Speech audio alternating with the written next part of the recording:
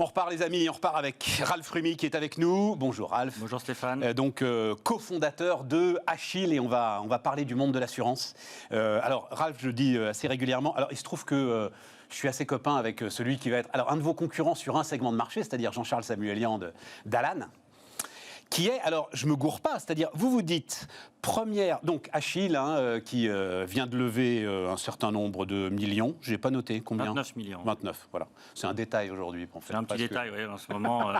Les levées de c'est fonds, un dixième de ce qui se passe en ce moment chez les grosses levées. Donc, oui, mais enfin, alors j'ai quand même regardé. 29 millions en seed, c'est la plus grosse levée en seed. Voilà, seed, ça on peut traduire seed. Tout à l'heure on parlera de lead, on traduira pas, mais seed on peut traduire, c'est-à-dire que c'est le début, le tout début, c'est la naissance, voilà.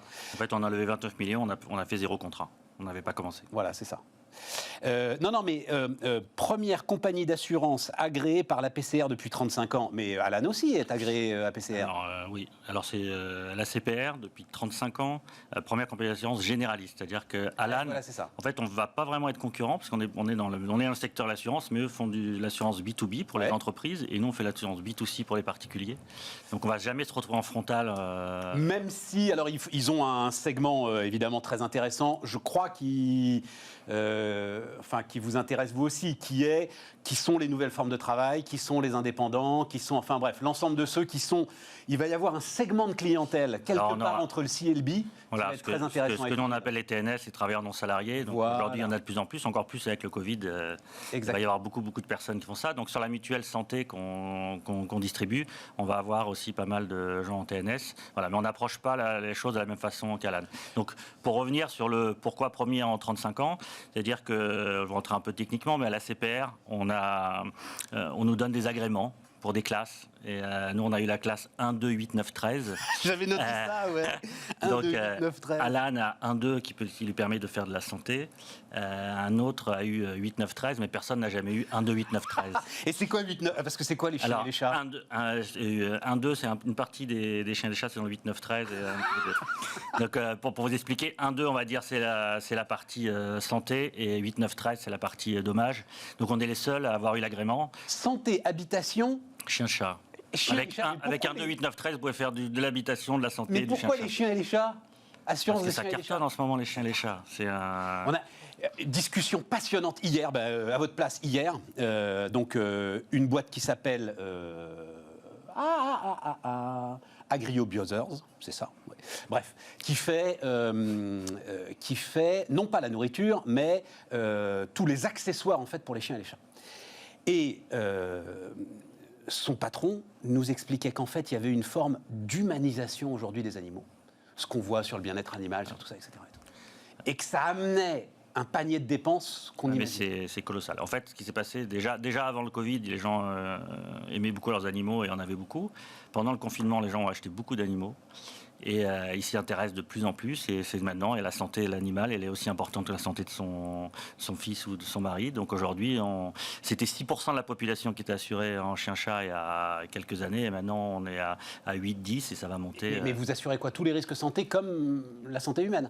Alors exactement, donc chez Achille, on assure soit l'accident, soit la maladie, soit l'accident plus la maladie pour vos animaux.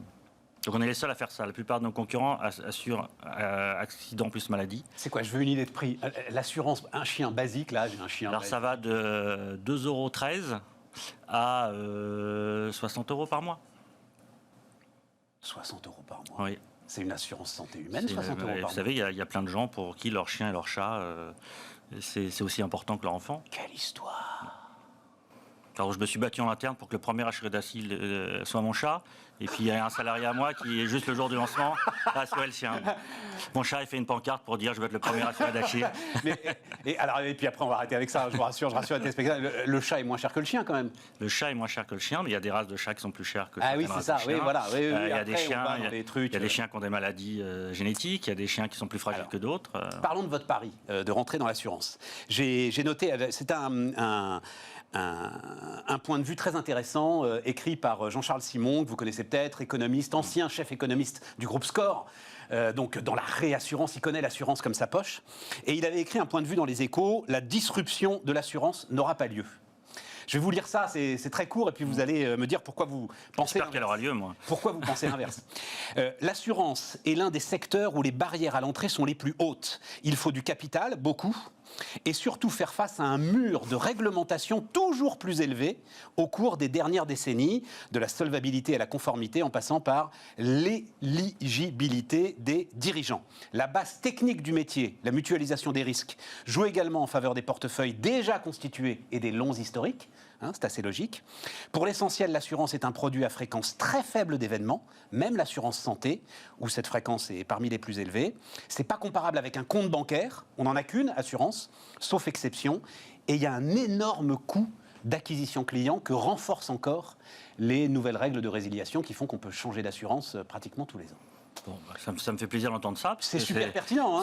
C'est justement parce que les gens pensent tout ça qu'on est venu dans l'assurance. J'en étais sûr. Parce que nous, on fait tout le contraire. Déjà, à notre board, on a le DG de la SCOR, Laurent Rousseau, qui vient d'être nommé depuis peu. Donc, mais je croyais que vous vous associiez avec aucun à notre board. On sait pas. Au board. Voilà, c'est ça. C'est pas capitalistique. D'accord. En fait, au board d'une compagnie d'assurance, il y a toujours des gens de l'assurance. Donc, pour reprendre point par point, on a besoin de beaucoup d'argent pour faire une compagnie d'assurance. On a levé 29 millions.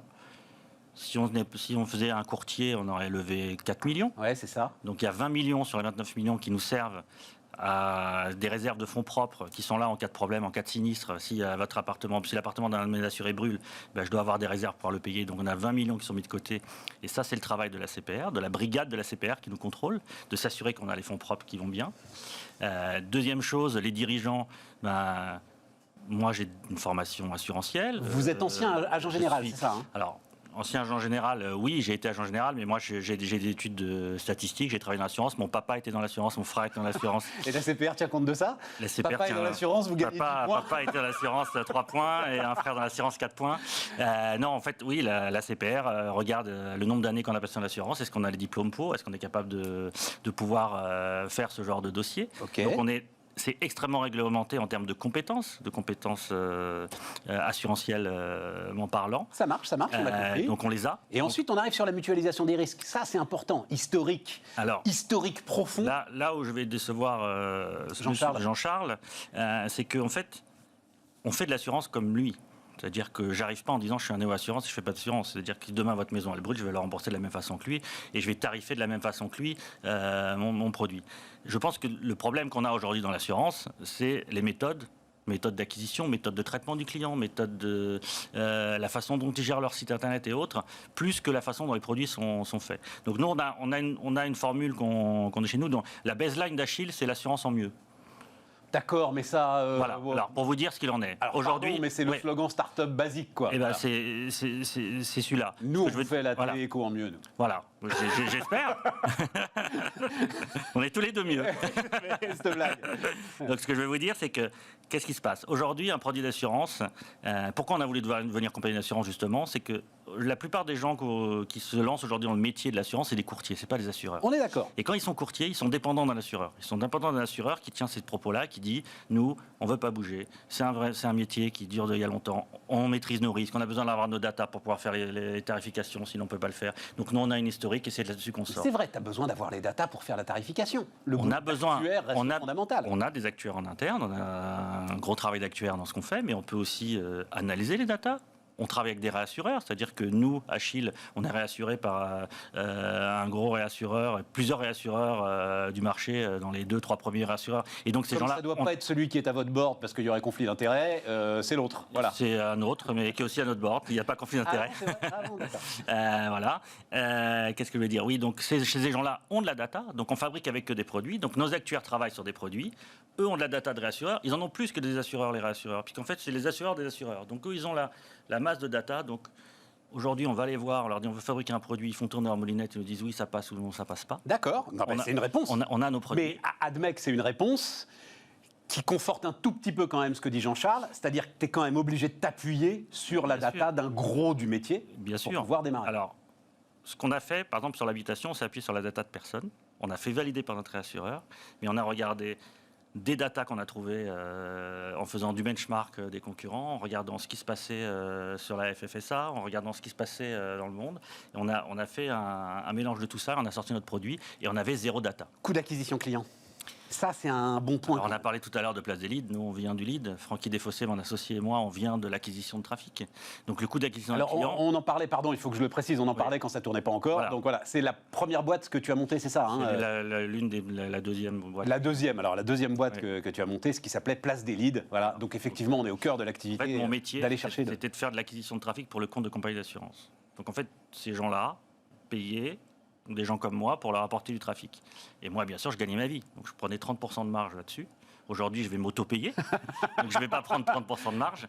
Donc, de facto, l'internaute va y gagner, puisque les 30% que la personne aurait mis pour acheter du trafic, ben moi, je vais les faire bénéficier à l'internaute. Et les nouvelles règles qui font que... Alors, je crois que, par exemple, Alan, à un moment, a dû faire pause sur certains de ses produits, parce qu'en gros, aujourd'hui, je sais qu'il va y avoir peu importe, un sinistre, un problème, enfin n'importe quoi, en vue... Je m'assure, hop, je me fais rembourser, hop, je sors. Alors, c'est le mixte entre nos métiers, c'est de dire, je veux faire du market, je veux faire du marketing et je veux faire de l'assurance. Ouais. Et c'est vraiment ça, aujourd'hui, ce qui se passe avec Francky et moi, c'est qu'il y en a un qui est plus market, un qui est plus assurance. Et en fait, on est tous les deux là en train d'essayer de faire le mix entre tout ça. Si on fait que du market et on ne fait pas attention à l'assurance, on va se prendre un bouillon. Ouais. C'est-à-dire que vous allez sortir un produit assurance santé en disant, tu peux résilier quand tu veux, chez moi, je vais te rembourser à la première demande et ainsi de suite. On va se prendre un carton, c'est sûr et certain. Si on écoute le marketing, parce que moi, je suis le vieux dans l'histoire et puis il y a le jeune qui est un peu plus fougueux. Si on écoute le marketing, on va le laisser aller dans ses idées de dire non, moi je veux que 3 questions, je veux que ça aille vite, je veux qu'on fasse comme ça, mais moi je vais lui dire attention, si on peut résilier quand on veut, le mec il va venir, il va faire son appareil dentaire, il va partir, et il va prendre 1500 balles. Exactement. C'est justement ce mix-là, et là où cette personne a raison, et c'est pour ça que c'est bien pour nous, c'est-à-dire que Achille, c'est le mix entre la compétence assurantielle et la compétence... c'est pas tout de le dire. C'est-à-dire qu'il va falloir le faire, quoi. On est en train. Oui, voilà. On est en train. On a lancé le site hier, donc laissez-moi le temps de faire quelques clients. Oui, mais sans alourdir les procédures, parce que c'est justement. Alors, le plus gros des sujets, c'est pour ça que je parlais de ça. Donc, en quoi ça m'intéresse tout ce qu'il dit, c'est-à-dire que la barrière à l'entrée est énorme pour faire une compagnie d'assurance. Donc, nous, ça nous arrange aujourd'hui. C'est pas demain qu'un autre acteur va arriver, va dire, je vais lever 30 millions, je vais faire une compagnie, et je vais y aller. Donc, on sait que la barrière à l'entrée est importante. Aujourd'hui, les procédures, elles sont énormes, c'est-à-dire que un assureur traditionnel, il a une direction juridique qui va lui dire attention, tu n'as pas le droit de faire ci, tu n'as pas le droit de faire ça, tu ne peux pas bouger un petit doigt, et c'est catastrophique. Et en fait, aujourd'hui, c'est le juridique qui drive le business, et pas le business qui demande au juridique comment on peut faire. Il n'y a pas le choix. Si on a le choix. On a le choix de se dire quels sont mes risques, comment je peux travailler, et non plus avoir peur, être regardez-vous à chaque fois que le juridique va dire quelque chose. 2 choses aussi, et ça c'est alors des charges, et je pense qu'il est vrai, quand on est une nouvelle compagnie d'assurance, je pense que les gens sont un peu plus cool avec nous que quand on s'appelle AXA ou Allianz en termes de conformité. Sans doute. Donc aujourd'hui, je pense que, attention, on va faire tout ce qu'il faut pour respecter les règles. Oui, non, mais je comprends. Mais tu penses qu'il y a de la marge ? Il y a une marge. Dans le contact client. Je donne un exemple aujourd'hui. On lance un produit habitation. On a voulu travailler avec un assureur. Il nous dit si j'ai pas la carte d'identité, le lieu de naissance et la date de naissance de l'internaute, je l'assure pas. Parce que je dois regarder au fichier des terroristes si la personne est terroriste. On parle d'une assurance habitation à 10 balles par mois. Où est le blanchiment d'argent de 10 balles par mois d'un mec qui vient prendre une assurance habitation ? Et aujourd'hui, on en est là. Et on n'a pas pu lancer le produit. Nous, assureurs, on dit je prends le risque de regarder a posteriori. Je vais aller demander son nom, son prénom, son adresse. Et si jamais il est au fichier des terroristes, je lui dirais, monsieur, on ne peut pas vous assurer, mais je ne vais pas le faire en amont. Après, tu as l'historique. Je pense furieusement, notamment dans ce que tu dis là, je pense furieusement à l'aventure contre Nickel. Oui. Nickel, c'est différent. Dans l'univers bancaire. Dans l'univers bancaire. Où derrière, notamment les affaires de blanchiment, à un moment, les ont rattrapés. Bien sûr, mais Nickel, c'est de l'argent. C'est j'ouvre un compte et on le fait. Moi, c'est une assurance habitation à 20 balles. C'est de l'argent, c'est 100 balles. Enfin, les comptes Nickel. Oui, mais à un moment, de toute façon. On peut prendre 1000 comptes 100 balles, 1000 comptes à 100 balles. On peut pas prendre 1000 assurances habitation. Déjà, l'intérêt, c'est pour couvrir un risque. Qu'est-ce qu'on va faire comme attentat en couvrant un risque ? Alors, c'est le fondateur de Luco qui m'a dit ça. Donc, assurance habitation, là, pour le coup. Courtier en habitation. Effectivement, très, très efficace. J'ai testé pour vous, voilà. Et qui m'a dit, en fait, les assureurs sont morts parce que c'est quoi ? C'est les gros capitaux que gèrent les réassureurs. Et puis le reste, c'est de la relation client. Et ça, nous, start-up, on sait mieux faire. Alors, tu es d'accord avec ça ? Je suis 100% d'accord avec ça. Je ne suis pas d'accord pour que les assureurs soient morts. Quand même, ça va être un problème pour eux à un moment, hein, avec la multiplication des startups dans des segments de marché. C'est ça qui est super intéressant. Ce qu'il faut savoir aujourd'hui, par exemple, si on prend le cas de Luco est courtier. Donc Luco va chercher son risque chez un assureur. Ouais. Donc il a bien besoin de son assureur pour pouvoir vendre l'assurance qu'il a aujourd'hui et mettre le bon service client. Oui, mais enfin, à mon avis, il ne marche pas de la même façon. Hein. Et l'ensemble de ce qui est l'infrastructure siège, process je ne vais pas rentrer dans les détails, mais on sait exactement comment ça se passe. Les demandes qu'un assureur a en termes de juridique, ils ont les mêmes chez les courtiers à qui ils fournissent le produit, ça c'est sûr et certain. Sans doute en termes de juridique. Là où vous avez raison, c'est que le service client, d'accord, dans des startups comme les nôtres, où on est habitué à avoir un service client qui est immédiat, de parler par WhatsApp, par Skype, par tout ce qu'on veut, l'assureur, il n'est pas encore prêt à ça. Et là-dessus, le service client est primordial. Et nous, 100% de notre activité, la personne, elle doit avoir sa réponse dans la minute, sinon on ne fait pas. Que ce soit en termes de souscription, avant la souscription, pour pouvoir le conseiller avant qu'il choisisse, et surtout en termes de sinistre après, pour pouvoir lui parler et pour pouvoir l'aider à régler tous ses problèmes. Il n'est pas encore prêt à ça, ou, comme les banques, j'en ai acquis la conviction, en fait, il ne peut pas. Parce que système d'information historique qui pèsent, qui sont des strates, des trucs. C'est ça le truc. C'est très facile pour nous d'arriver et de dire on va tout disturber. On a un système d'information qui est tout neuf. Ouais, alors moi, j'ai fait 4 achats de boîtes qui ont 40 ans, dans lesquels j'ai dû merger des datas, j'ai dû merger des contrats. J'ai des directeurs informatiques qui ne s'entendent pas, mais je dois les garder quand même.